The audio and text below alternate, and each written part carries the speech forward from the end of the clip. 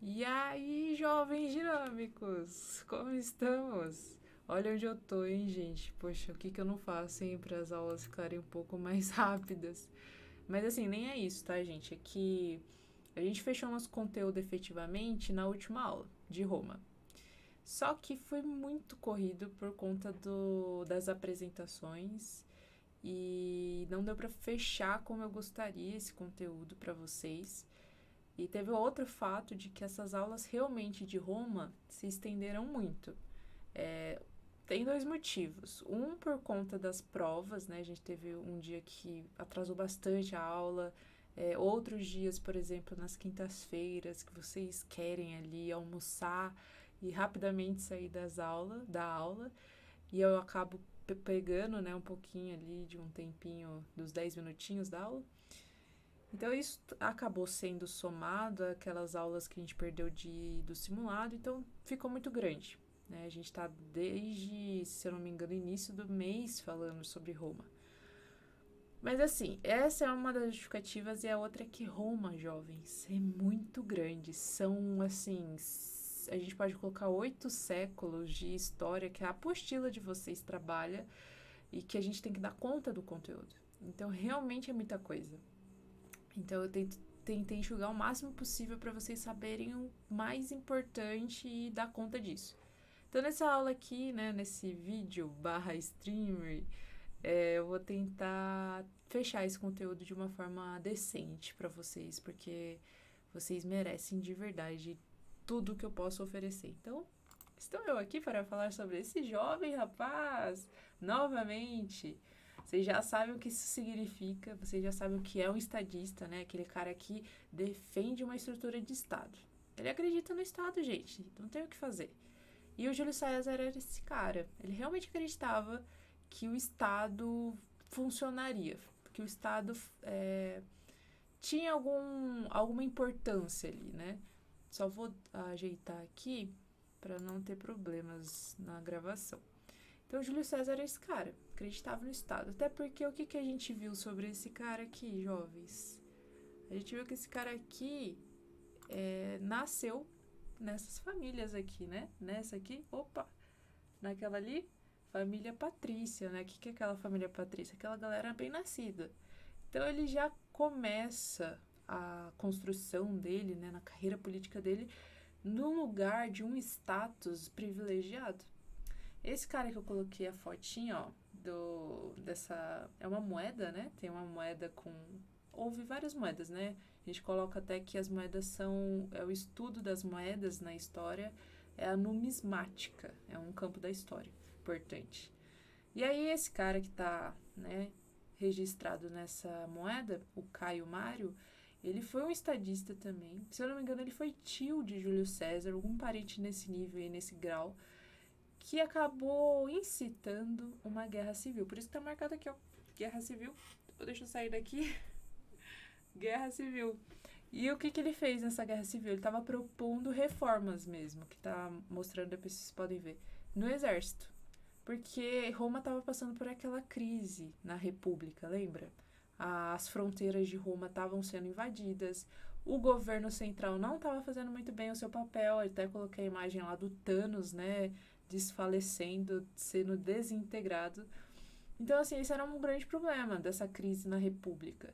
E esse Caio Mário, ele vai ser esse cara que vai propor: as coisas estão ruins, a gente tem que fazer alguma coisa. E a guerra civil que acontece durante a República vai ser muito por conta desse tiozinho aqui. Então, o Júlio César, na família, já tinha uma galera que contestava a lógica da República.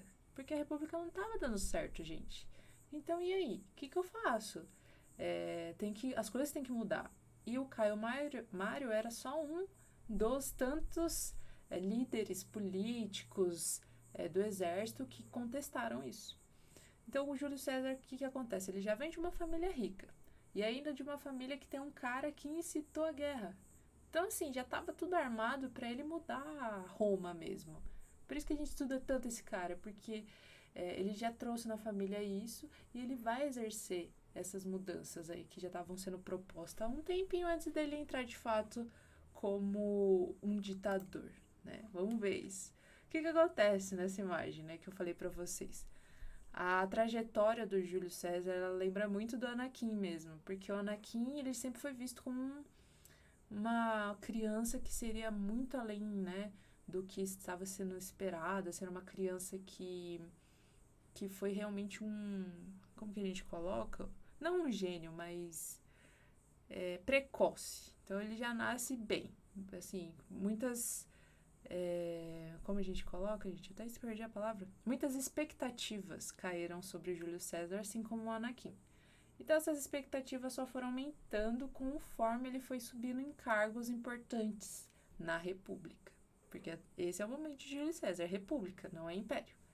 Então ele cresce ali como imperador, como Édio ou Edil, e tá bem. Aí ele chega no patamar que é o do Darth Vader, vocês sabem de que eu tô falando, desse cara monstrão aí. Então, assim, chega nesse momento, é quando o Júlio César faz aquele movimento, né, que a gente viu na aula, aquele movimento chamado de triunvirato, né? Então ele pega esse movimento e assume o governo de Roma, né? República Romana. Mas antes disso, vamos entender esse negócio aqui. Júlio César, o general. Por que Júlio César, o general? Teve esse movimento que aconteceu aqui, jovens, que é uma guerra, né? Que vai acontecer 50 e 49 a.C. O que aconteceu? Júlio César, que está sendo representado por esse moço aqui, que é do Age, se eu não me engano, não, é do Civilization. Peguei a imagem que eu achei muito bonita, do jeito que ele retrata Júlio César. Então, olha o que o Júlio César vai fazer. Ele vai subir em Gália, tá vendo? Gália. Oh, meu Deus, sumiu. E aí, de Gália, ele conquista Gália. Aí, ele vai pra Bretanha, que seria depois a famosa Inglaterra. Domina a Bretanha e retorna com seus exércitos. O que isso quer dizer? Que Roma cresceu com Júlio César, porque Júlio César foi um grande general que conquistou esses territórios. Quando ele conquista esses territórios, ele fortalece Roma, que estava, assim, prejudicada pela crise, né, da República. Então a galera começou a ver nele um símbolo de força. E vocês sabem que em momentos de crise, quando alguém aparece com essa força toda, com esse culhão todo, as pessoas se agarram a isso, porque é um sinônimo de estabilidade. Júlio César proporciona para os romanos da República fragilizada isso aí, essa estabilidade. Então isso foi muito positivo para ele alcançar mais status depois lá do triunvirato, né, que ele vai acabar assumindo geral aí. Então Júlio César estava bom já estava bem falado ali na República Romana, né? Uma república que estava desfalecendo, vamos colocar assim, estava morrendo mesmo. E aí eu mostrei isso aqui pra vocês, mas eu passei muito rápido. E eu queria que vocês vissem. De novo, vamos lá, vamos ver.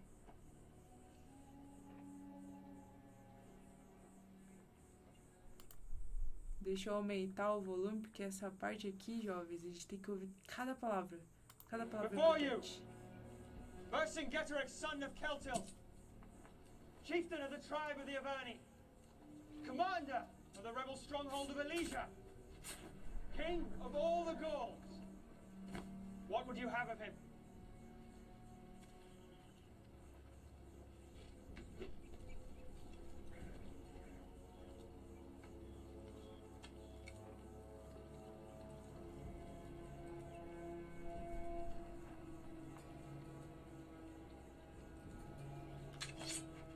Momento crucial, porque quando ele beija a águia, que eu falei pra vocês, ele tá beijando o símbolo romano. Está se sujeitando às ordens do Império Romano, que vai nascer. Ainda não é, mas vai nascer. Porque Júlio César concentrou o poderzinho dele. Só que Júlio César não é imperador, jovens. Júlio César é ditador nesse momento. O que significa um ditador lá na Roma antiga? É um cara que pegou o poder sem que esse poder fosse realmente dado para ele. É ilegítimo. É um usurpador. Mas a galera aceita porque ele estava fazendo o quê, meus queridos? Ele estava favorecendo Roma, que estava passando por uma crise. Então, tudo bem, o poder não era dele, mas ele tá fazendo boas coisas para Roma. Então, a gente deixa passar. E tem mais, hein? Ó, vamos ver.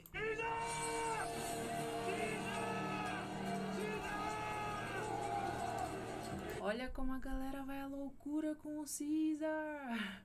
Por quê? Ele conquistou o Império dos Bárbaros, Gália, que era um lugar muito importante, Asterix e Obelix. Esses caras aí representam esses bárbaros. E a conquista dos bárbaros era uma das coisas mais almejadas, mais querida pelos romanos, pelos ocidentais, né? E isso vai ser muito positivo para o governo de Júlio César, para ele ganhar mais força ainda. E ó, se liga na construção toda aqui desse exército aqui. E ó, o bárbaro já era, tá subjugado. Beleza, a gente viu que foi importante essa conquista de Júlio César. E eu indico para vocês essa série da HBO aqui. Vocês não vão conseguir ver? Ah, vocês não vão conseguir ver. Mas assista, muito boa, fala bastante sobre os assuntos que estamos conversando. E aí a gente vai para este ponto. Beleza, Júlio César como general é o cara que vai expandir mais Roma, muito mais. E ele vai ganhando força e ele vai ganhando esse título aqui. Além de que, assim, beleza, o triunvirato primeiro, já podemos colocar que Júlio César é considerado ditador. Por quê, meus jovens? Porque ele já sobe o poder na cabeça dele, ele já centraliza, ele pega de forma ilegítima, não é dele, mas a galera foi vendo que ele era realmente um bom general e ele assume. Sabe quem lembra? Não sei se vocês lembram, mas Napoleão foi muito esse cara, lá com a Revolução. Não vou entrar nesse mérito muito, mas assim, só para lembrar que Napoleão, ele ajudou a Revolução. Foi um grande estrategista, um grande general. E aí o que acontece? Ele sobe ao poder no tal do 18 Brumário, que é muito importante, que é o golpe que ele dá no diretório francês. E a galera aceita, porque o cara era um puta general, o cara era muito bom no que ele fazia. E a França, por mais que ela tinha conseguido algo que nenhum outro país tinha, que era a sua revolução contra o absolutismo, né? Contra os reis, ele ainda foi um cara que muda tudo. Ele é um cara, não que muda tudo, mas um cara que estabelece as coisas, estabiliza as coisas. E a galera queria essa estabilidade de novo, porque a crise já tinha passado, sabe? Eles queriam coisas mais calmas, a calmaria depois da tempestade, que foi não só a Revolução, mas foi também todo o processo que os reis franceses acabaram fazendo na própria França, né? Decaindo a França com fome, com muitos impostos. Então, o Napoleão aparece muito, muito como Júlio César.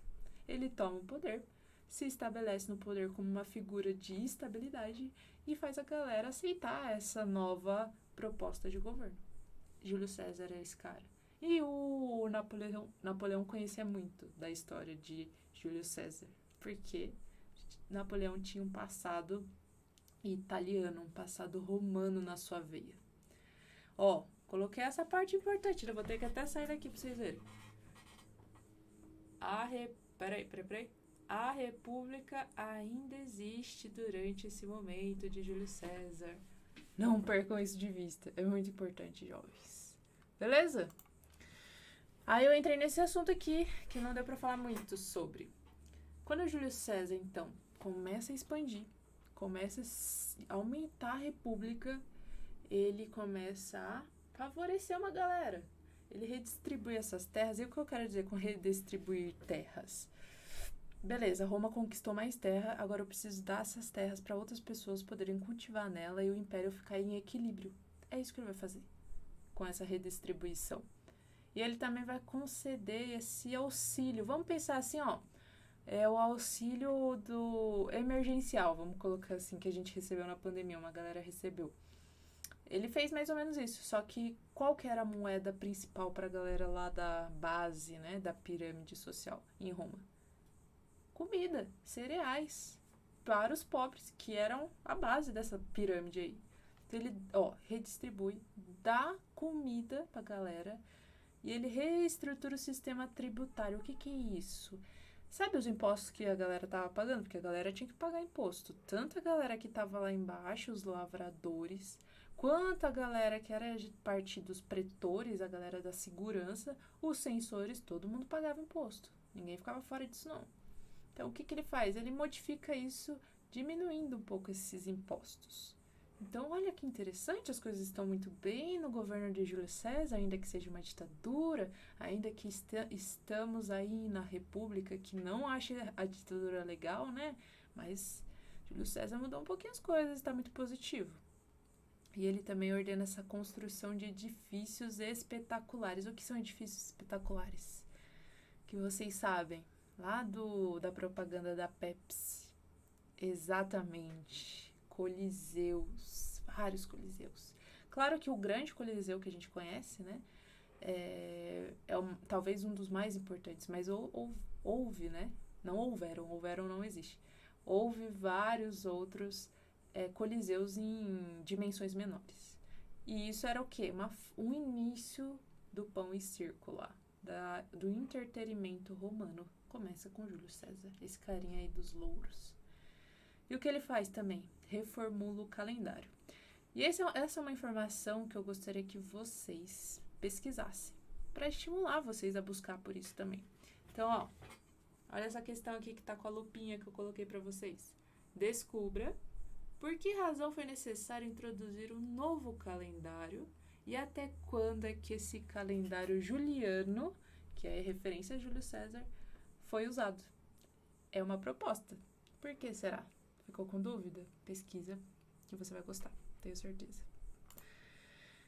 E aí a grande pergunta que começou com tudo isso, para explicar toda essa expansão, ou como Roma se torna tão grande, eu passei por várias etapas e eu caio aqui.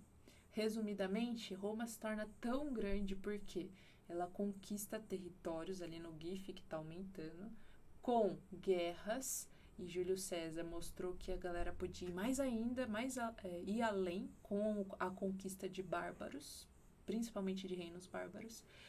E por essa galera aqui, jovens, a Legião Romana. A Legião Romana era muito bem estruturada. Eu falei até pra vocês, né? Ela tem um legado que é um legado lá dos... Qual que é o nome dos carinhas lá? De Alexandre? Lá das falanges macedônicas do Alexandre o Grande.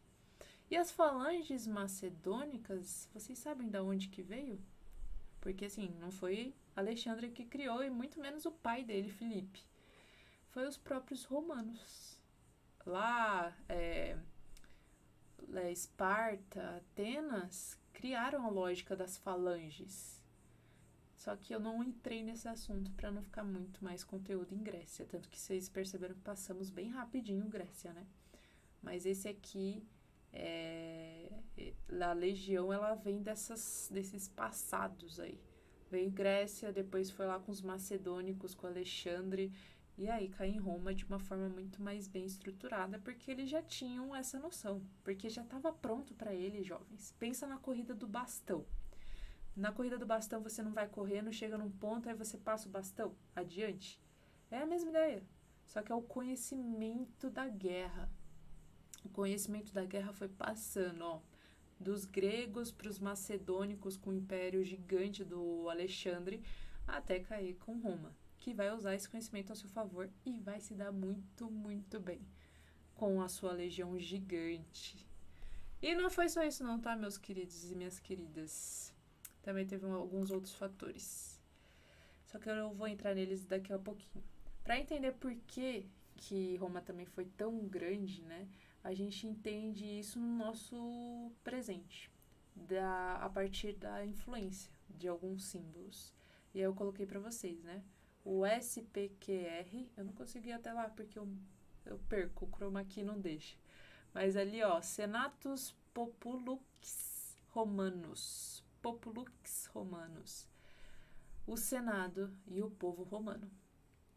Esse símbolo da águia e dos louros, vocês podem ver ali, ó, também, num carinha que começou com uma ideia chamada de nazismo, O símbolo nazista traz a águia também. E a águia é referente a um passado glorioso da conquista romana, ainda que Hitler vá mais para os povos eslavos, germânicos, né, do que necessariamente para os romanos. E a águia também está com Estados Unidos no seu símbolo aqui. Por que da Casa Branca, né? A águia, se vocês perceberem, ela está segurando as flechinhas na pata esquerda e o louro também, que é uma folhagem de louros, na pata direita. O que isso significa? E ela está olhando para o louro, né? Que no caso da Guerra Civil, tá? Isso foi cunhado ali, né? Criou-se essa ideia da águia ali naquele momento. Mas o que isso quer dizer? Que a América do Norte estava tentando buscar a paz e não a guerra com as flechas.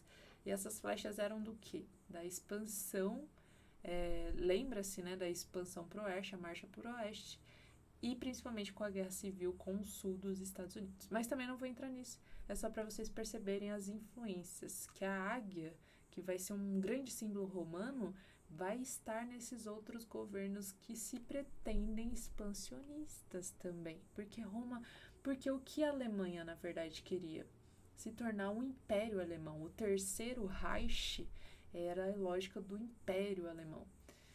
E os Estados Unidos também têm essa lógica expansionista desde a sua origem, com a marcha para o oeste, e depois que vocês já viram comigo com a lógica de a América para os americanos, né, que o Colorado Roosevelt vai fixar, de que os Estados Unidos vai crescer e vai apoiar outras emancipações, Venezuela, Cuba, e não vai estar só territorialmente falando, né, vai estar na mídia, né, e isso desde a década de 50, desde a década de 30, lá com a crise, lembram do Pato Donald? Não sei se vocês lembram, mas dos 3 porquinhos. Isso vai aparecer em outros lugares, não vai ficar nos Estados Unidos. A galera vai consumir essa mídia em outros países. Então, assim, a origem, as influências romanas estão aqui, jovens. Vocês estudam esse conteúdo, né, história, para entender essas influências também. E aí, beleza, né? Outra grande influência. Vocês já viram isso aqui, ó? Essa saudação em algum outro lugar? Exatamente, nazismo. A saudação aqui que está representada pelos romanos, por soldados romanos, foi usada também por Hitler, né, como uma rememoração também a esse legado. Mussolini muito mais, né, porque o passado dele é direto dos romanos, né, Itália, né. Então essa é uma outra grande influência. E aí, voltando ainda para essa pergunta, como Roma se torna tão grande? A gente tem o Senado, que essa estrutura 1 aqui, tá lá, não essa aqui, a outra ali. Ela é república, certo? Só que ela vai sair de república e vai entrar como a estrutura do império, com o imperador centralizando tudo. É quando a gente entra em Roma, império, que a gente entende como ela fica maior, né? Porque a república, ela era grande, tinha bastante território. Mas a gente já entrou nessa discussão, que a república vai se tornar, Roma vai se tornar maior com o império, com a conquista de mais territórios, que Júlio César ajuda muito, como vocês viram agora no último mapa ali que eu mostrei para vocês, com Gália e Bretanha, né?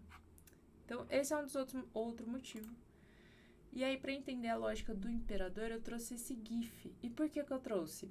Porque o Dr. Octopus seria um imperador, no caso da nova lógica de um império que vai surgir. E a bolinha ali seria o império, certo? O que acontece com esses braços aí do Dr. Octopus? Seriam essas estruturas aqui, ó. Tá vendo aqui? Senado, províncias, magistrados. O que essas partes aqui seriam? Seriam esses membros aqui do Dr. Octopus. Sacou? Então, quando você quiser entender melhor sobre o que é o Império Romano, como funciona a política dele, usa essa imagem aqui, esse GIF. O imperador é o Dr. Octopus, porque onde que tá saindo os membros, né? Qual é a cabeça do império? É o Dr. Octopus, é o imperador. O que aquela bolinha significa? O império, que vai ser construído, modelado pelos membros. Quem são esses membros, essas mãozinhas aí? São os magistrados. É a galera que está abaixo do imperador. Até as próprias províncias fazem parte desses membros, porque elas ajudam a construção do próprio império. Olha que bizarro, mano. Olha que louco esse negócio. E aí, beleza, eu entrei nessa última questão.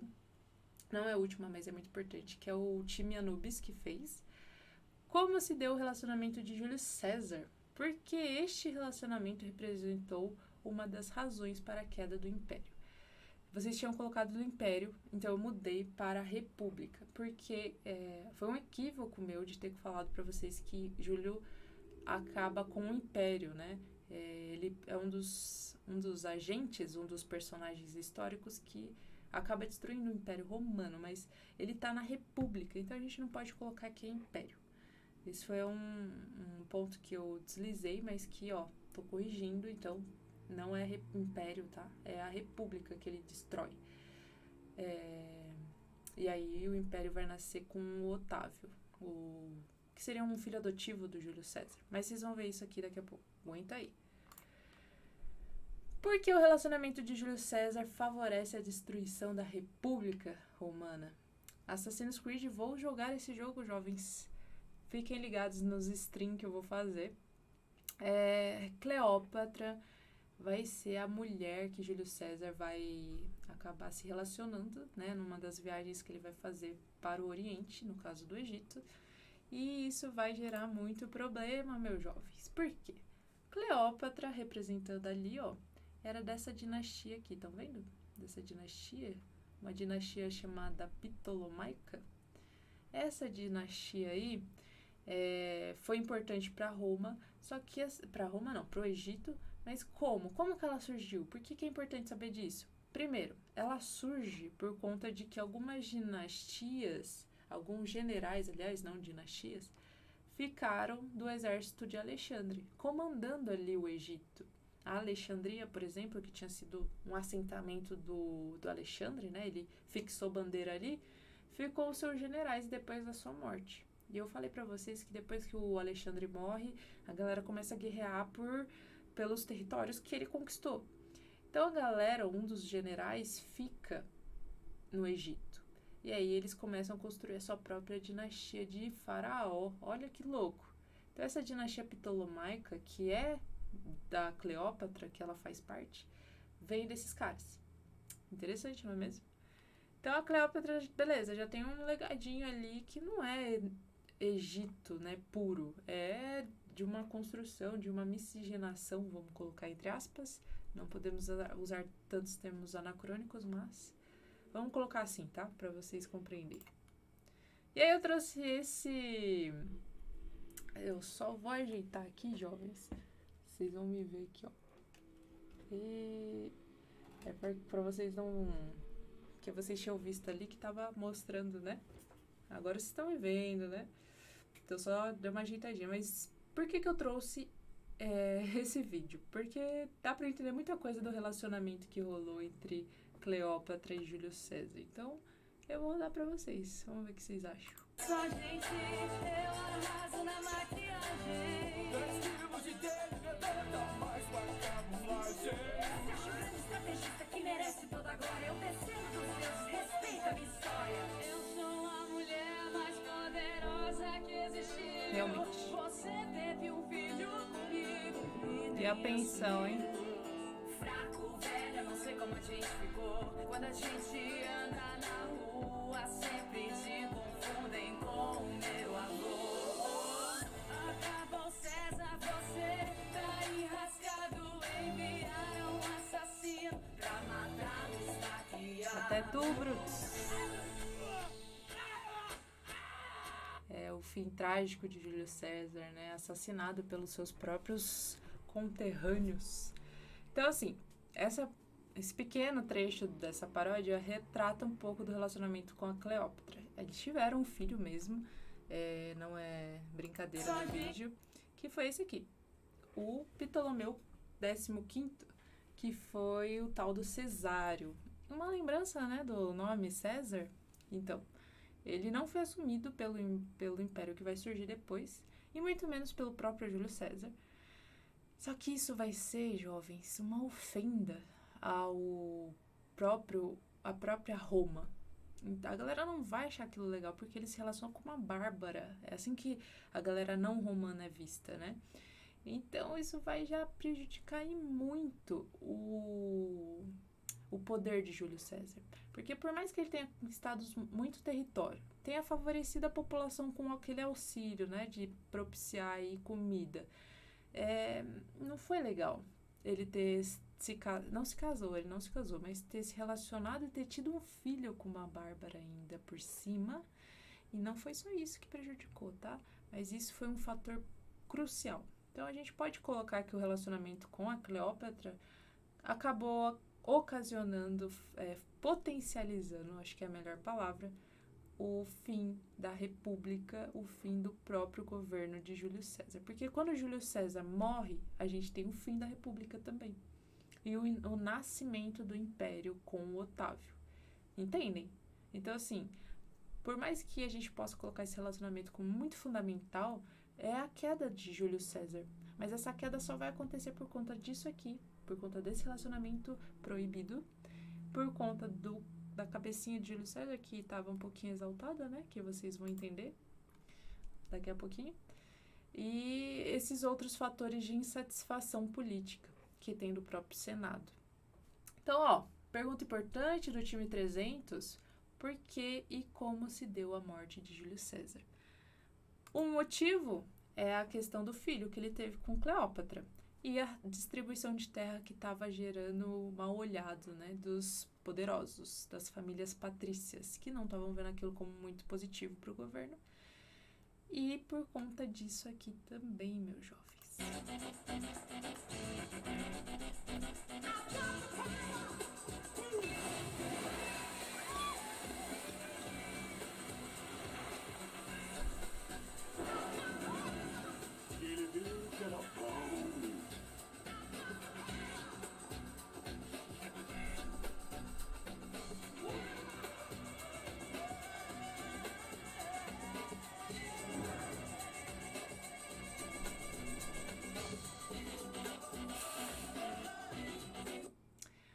O que isso fala pra gente, né? O famoso Jim Carrey. Cara, o que ele quisesse, ele teria. Se ele piscasse, se ele estralasse os dedos, ele teria. Porque ele era o grande general, o grande ditador Júlio César na República. Então, ele ia acabar subindo a cabeça com essa ideia de eu tenho poder, I get the power, e acaba prejudicando ainda mais a imagem dele, que já estava prejudicada. As pessoas não estavam gostando dessa centralização tão grande que Júlio César fazia com o poder romano.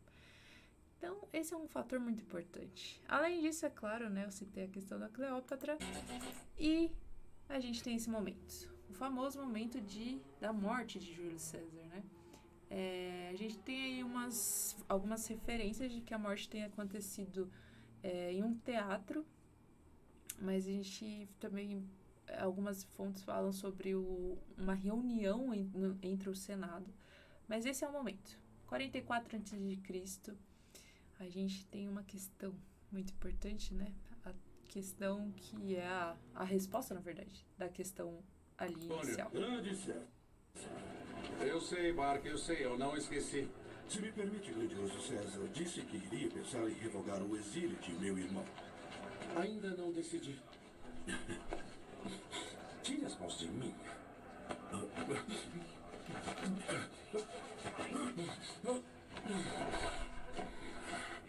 O que estou esperando? Agora! Agora! Agora! Tem até uma cadeira.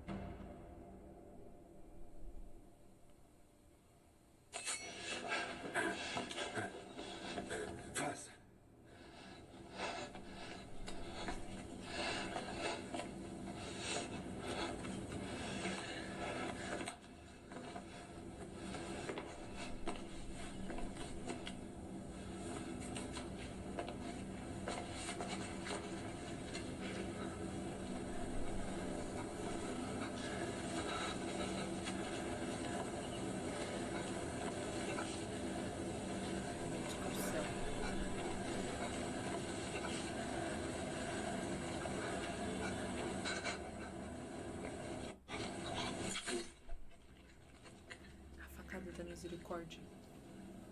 Aguenta, gente.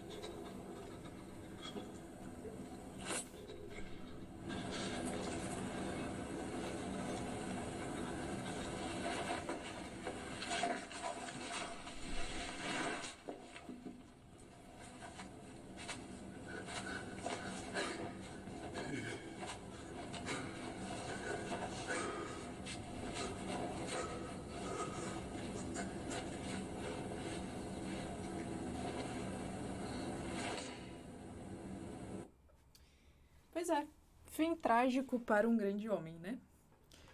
Esse foi o fim aí de Júlio César com a última facada, né? Que foi do seu querido filho adotivo Brutus.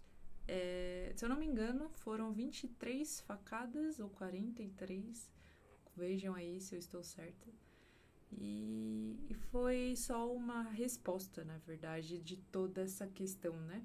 De ele se sentir o grande dono do poder, de ele ter feito muito do que ele queria e ter acabado recusando, né? O resto.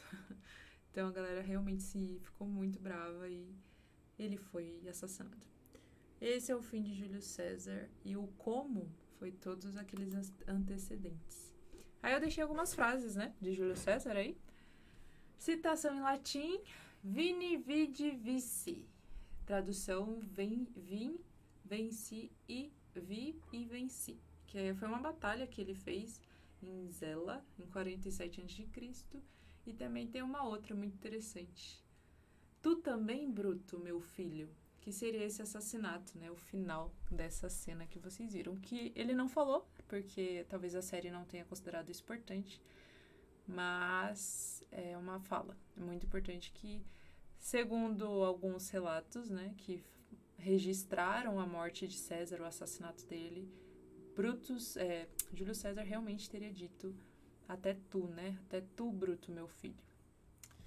E é isso aí, meus jovens. E agora, como Augusto subiu ao trono, né? Porque Augusto vai ser o cara que vai receber o legado, né, de Júlio César, de tudo que estava rolando, porque acabou que Júlio César morre e aí a galera começa a disputar por esse território, é sempre assim, né? Por mais que tenha as suas particularidades, a galera começa a disputar esse território e o que faremos? O que acontece em momentos de crise? O que já sabemos, na verdade? Vocês sabem a resposta disso, né? O que vai acontecer? Golpe, novamente, é claro. O segundo triunvirato, ou a gente pode dizer o segundo golpe, vai ser feito por esses caras, né? O Marco Emílio Lepto, Marco Antônio, o famoso Marco Antônio, e Octávio Augusto. Olha que interessante. O Marco Emílio, ele é um cara dos pretores lá, a galera da tropa de elite, lembrem-se. O Marco Antônio, ele já era um cônsul, né? Então, ele é aquele cara que ficaria na administração do governo romano, né? Logo abaixo do Senado, ele seria esse cara que administra, né? Um magistrado. Enquanto que o Otávio, ele era só o filho adotivo, né? De Júlio César, porque de laço sanguíneo mesmo, ele era sobrinho. Só que o Júlio pegou ele como um filho mesmo, né? Ele tinha muito essa pegada paterna e muito fraternal, né?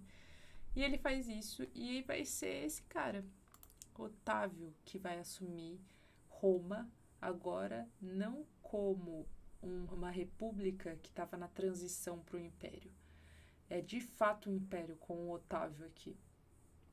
Então, tudo que o Júlio César construiu vai ser potencializado pelo império construído pelo Otávio. Essa imagem aqui é aquela imagem, jovens, que a gente viu sobre a ligação Grécia e Roma, que eu mostrei para vocês das esculturas. E vocês podem perceber que ela está colorida. E eu falei para vocês que essas pinturas, essas esculturas gregas e romanas são coloridas, né? Só que com o tempo elas perderam essas cores aí. Então, Otávio agora, né? Júlio César fica na cabeça. Octávio Augusto vai assumir e essa vai ser a nova estrutura do governo romano agora como império.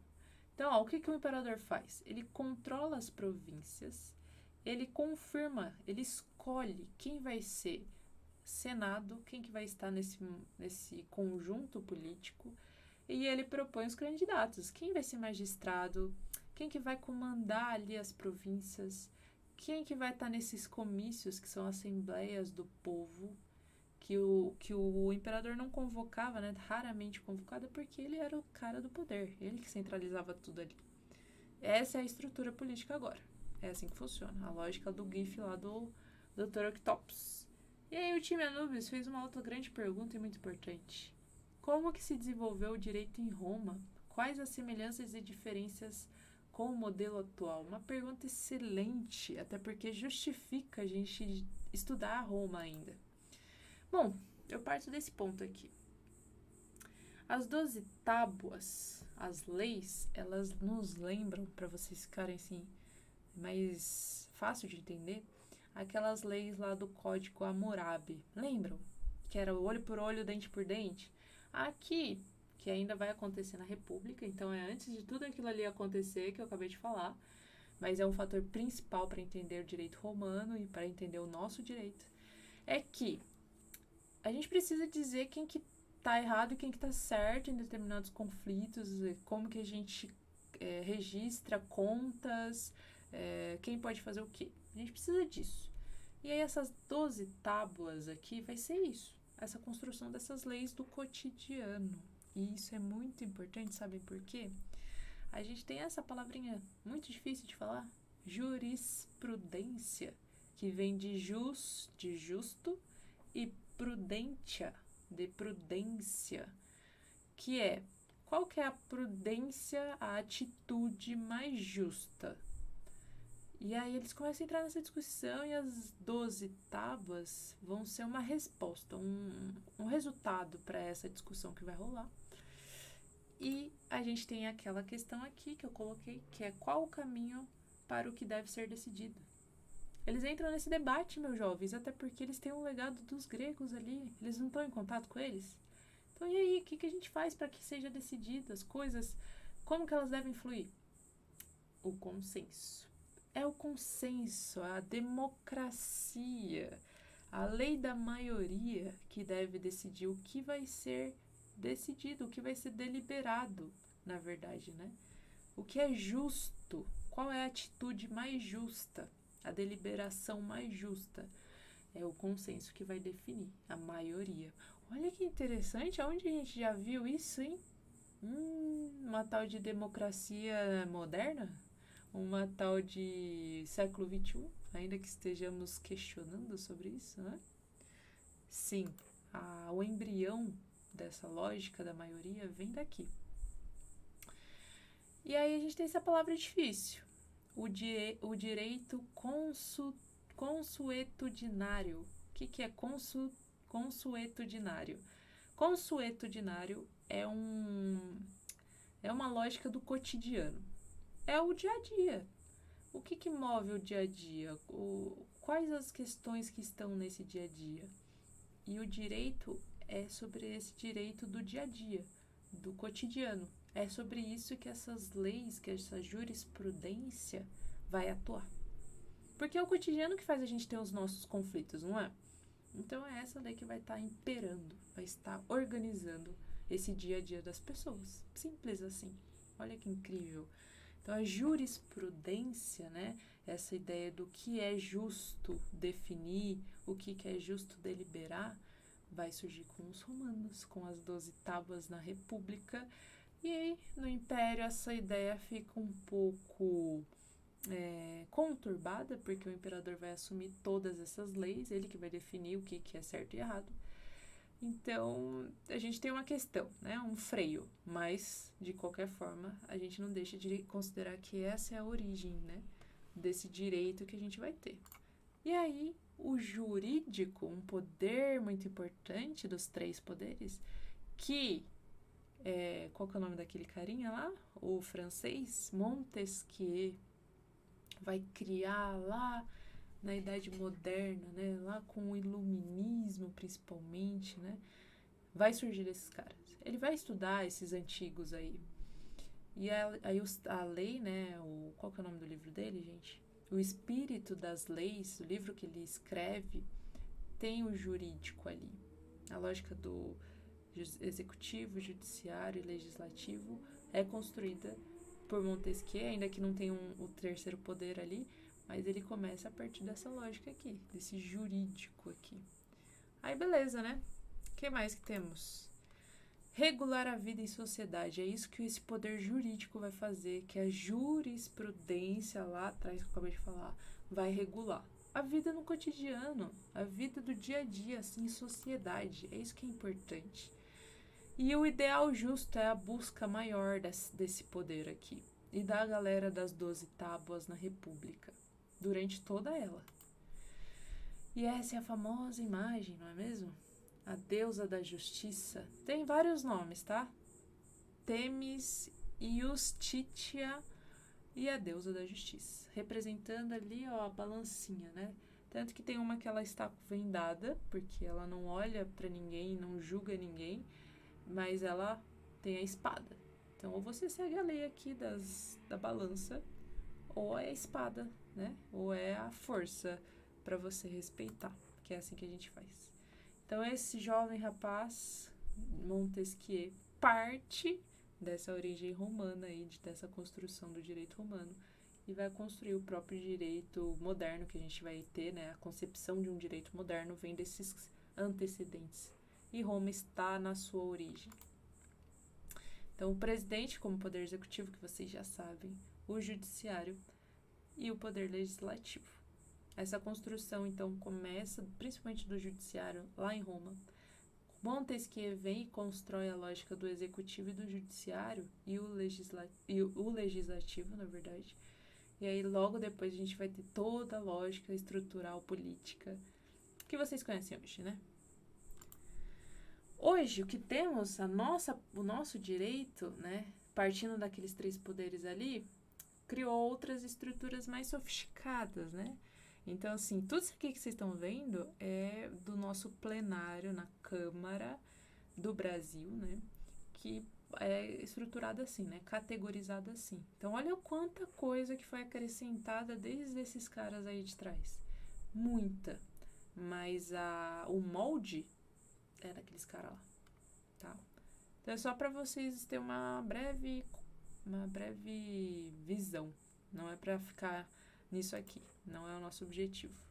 E aí eu trouxe uma outra pesquisa para vocês fazerem. Pesquise qual a importância e a influência de Justiniano para o direito romano, se vocês quiserem se aprofundar nisso, tá bom, jovens? Outra pergunta muito importante. Quem são esses gladiadores? Como são escolhidos? Gabriela e Victoria. Excelentes alunas fizeram. Bom, eu falei pra vocês desses caras, né, que são muito, muito importantes. E eu trouxe esse aqui. Um cara muito famoso, aliás, né? O Spartacus. O nome dele era Spartacus. Olha que interessante. Essa é uma escultura que tá no Museu do Louvre, né? Olha aqui a primeira imagem, né? Essa aqui, dele, tipo, super fortão, super... Oh, o ideal de beleza também. Mas olha que interessante. Estão vendo aqui, ó? Será que eu consigo desenhar pra vocês verem? Seria muito legal se eu conseguisse, gente. Vamos ver. Mostrar. Eu consigo fazer um laser. Maneiro. Ó, tá vendo isso aqui, ó? Isso aqui é corrente de prisioneiros mesmo, né? Escravos, ó. Aqui, ó, tá mostrando a quebra da corrente. E aqui atrás, ó, tem a espada, né? Uma espada quebrada. Por que isso? Ó, tem 2 questões. Os gladiadores, muitos vinham de uma origem escrava, mas quando eles chegavam nos campos de treinamento, porque existiam, né, e até lugares onde eles ficavam acomodados, né, eles não eram exatamente tratados como os escravos lá de baixo, do fim da pirâmide lá. A galera que ficava na terra, que servia senhores, né, de famílias patrícias, não. Os gladiadores tinham um tratamento um pouco mais especial porque eles eram os heróis do Coliseu, do entretenimento romano. Então, esse cara aqui, que é muito famoso, né? Ele tá retratando um pouco disso. A espada quebrada é das lutas durante a batalha no Coliseu. E né? Eu não sei o nome disso, gente, esqueci. Mas seriam as amarras, né? Vamos colocar assim, as correntes quebradas, né? Porque ele era, assim, um escravo, mas ele é um escravo mais liberto, assim, vamos colocar dessa forma. E por que aqui Terceira Guerra Servil, né? A guerra de gladiadores? Porque teve outras guerras, que eram guerras de escravos, né? E os escravos são muito importantes para entender o declínio, né? E isso é uma palavra até contestada, o declínio de Roma, se realmente é assim que a gente pode falar. Mas aí, vamos dizer que uma certa decadência do Império Romano vai ser por conta dos seus escravos.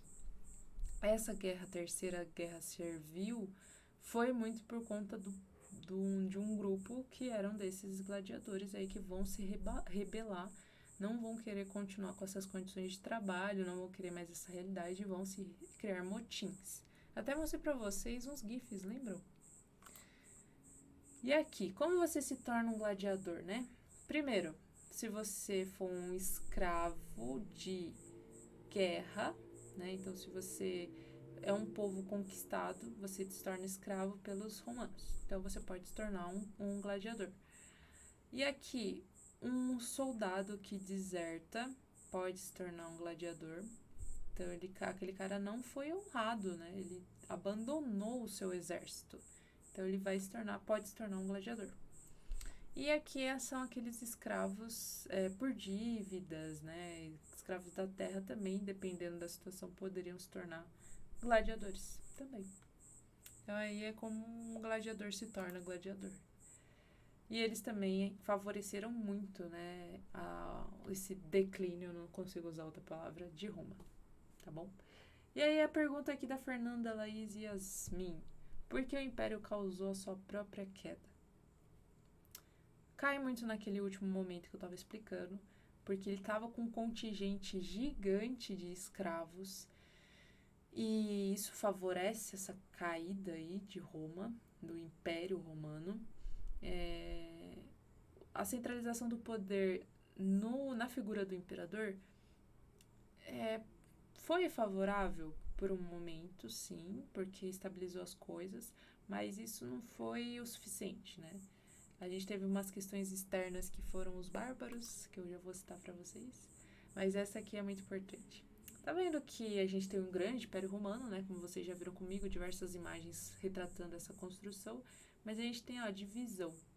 Agora a gente tem o Império do Ocidente e o Império do Oriente.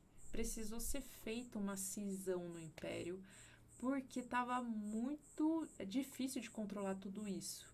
E olha que interessante, gente. Olha, isso aqui é muito importante. Aqui, ó.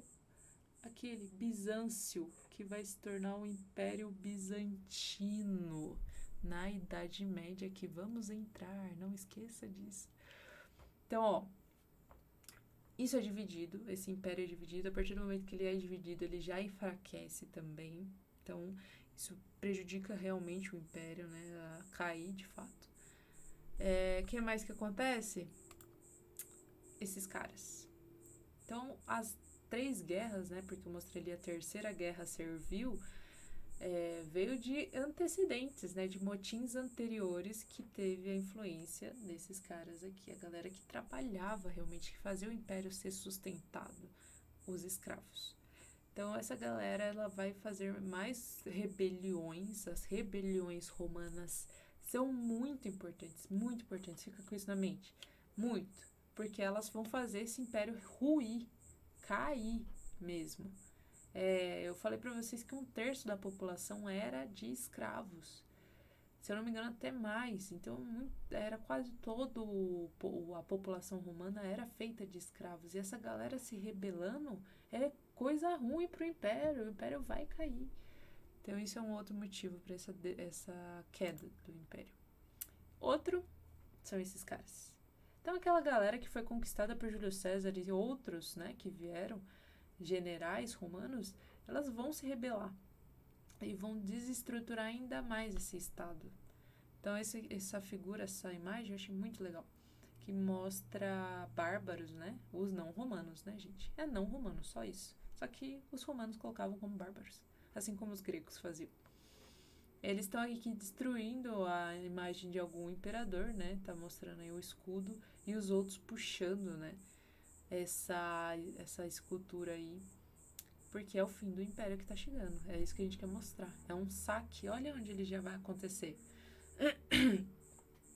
Que é como a gente também considera, né? O próximo fim do império, que é em 410 depois.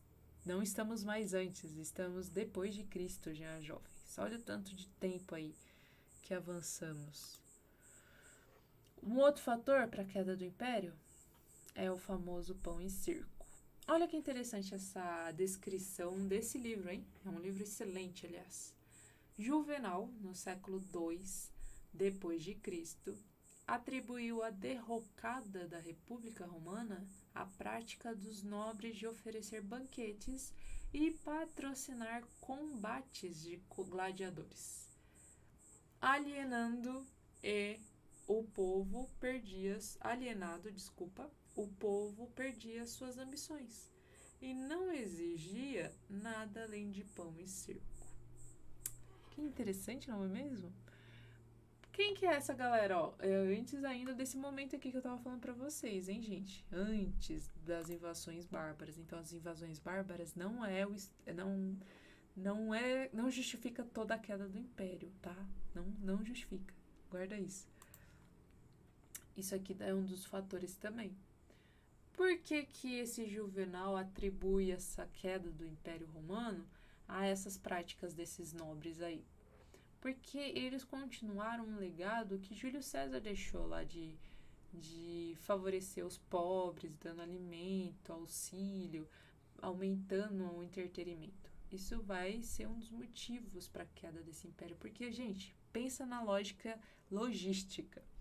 Como que eu vou ficar cedendo tanto mantimento, tanto comida mesmo, para tanta gente, para oferecer banquetes o tempo todo? Não tem como. É muita gente. A galera pobre de Roma era muita. E somada aos escravos, né? E somada ainda à manutenção do Coliseu e de todo esse entretenimento aí. Então, a lógica do pão e circo realmente prejudicou muito. Porque olha o que ele fala. Alienado, o povo perdia suas ambições e não exigia nada além de pão e circo. Olha que interessante. A galera não exigia essas ambições. Que ambições poderiam ser essas? Maior participação política, concessão de cargos políticos onde eles poderiam ganhar mais dinheiro, ganhar terra para produzir.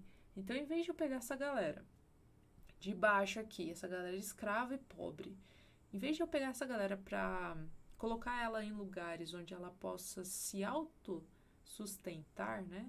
Ser realmente sustentável ali para esse pessoal, favorável, eu continuo dando comida e promovendo entretenimento e deixando essa galera ociosa, parada. Em vez de pegar essa galera e colocar como uma engrenagem funcional do império. Isso lembra alguma coisa para vocês? Pensem na realidade de vocês. Vocês não acham que isso acontece também com o nosso governo? O Brasil, vamos falar de Brasil. Não acham que muitas vezes nossa, né, galera ali de baixo, né, classe média baixa, galera pobre mesmo, em vez de ser cedido uma coisa que realmente beneficiasse ali uma construção dessa pessoa, política, formativa, e ela usasse isso favoravelmente e tivesse oportunidades, um ambiente favorável, ela pudesse ser uma engrenagem que somasse a esse governo e girasse essa economia, girasse socialmente. É uma questão. Roma teve essa questão e foi isso que acabou sendo um dos fatores a ter a queda do império, né? E aí, meus jovens, qual que é o papel do cristianismo? Agora, pra fechar, hein? Pra fechar. Gente, mais de 1 hora de gravação, olha que loucura, né? Seria muita coisa, mas assim, eu tô indo com calma.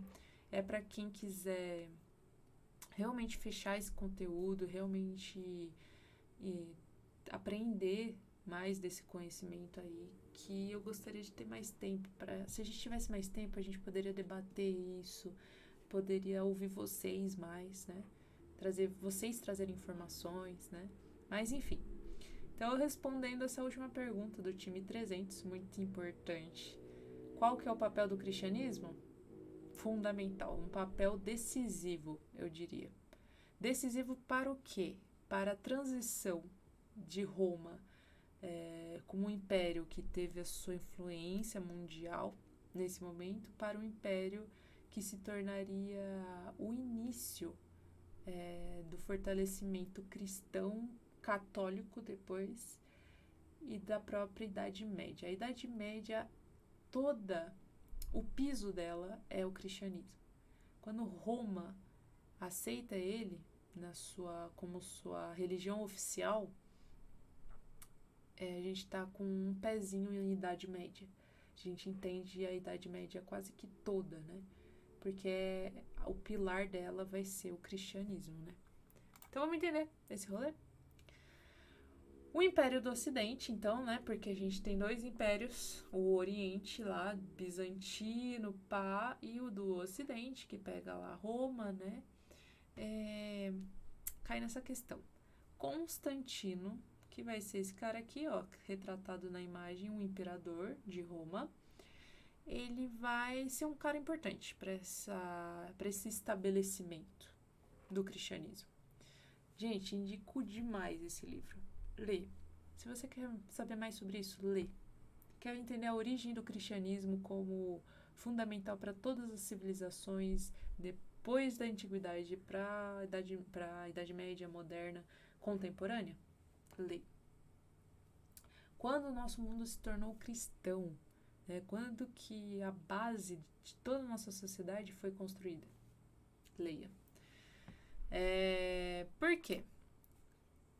Constantino, né? Que é esse cara aqui. Tanto que a gente tem Constantinopla. Olha que interessante, busca sobre esse lugar. Ele teria tido um sonho que retrata nessa pintura aqui, mas eu vou adiantar e eu volto de novo. Que assim, esse sonho que ele teve seria uma revelação, vamos colocar assim, uma revelação realmente cristã, né? Que ele recebeu a revelação divina mesmo.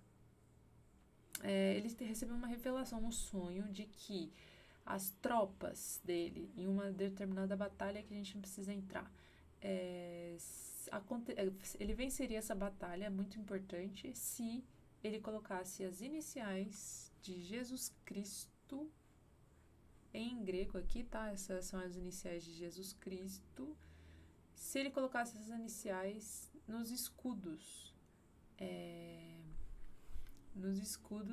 dos exércitos, dos soldados romanos. E ele faz. Então, ó, quando Constantino vai ter esse sonho, que apareceria uma cruz, e nesta estava gravada a seguinte frase: sob este signo vencerás. Com isso, antes da batalha começar, Constantino ordenou que os seus soldados pintassem esse tal símbolo cristão, as iniciais de Jesus, nos escudos, nas armaduras, né, dos romanos. E olha que interessante, meus jovens, né, que está aqui nessa imagem. Ele recebe essa revelação aqui dos céus, coloca essas imagens, né, as iniciais de Jesus Cristo nos escudos, nos símbolos, e ele vence a guerra. Então isso acabou se tornando, né, uma lenda que de fato aconteceu, assim, é relatada, como um início do mundo cristão, como o início do cristianismo em Roma, porque o Constantino vai aceitar a manifestação dessa religião. Então ele vai aceitar que a galera promulgue essas leis, né? Espalhe essas leis cristãs, né? Essa palavra, vai distribuir a palavra, né? E a partir desse momento o cristianismo vai crescer muito, muito, muito, muito, até se tornar a base da Idade Média e de toda a sociedade moderna depois. Então, ó, a gente está falando que de 27 a.C.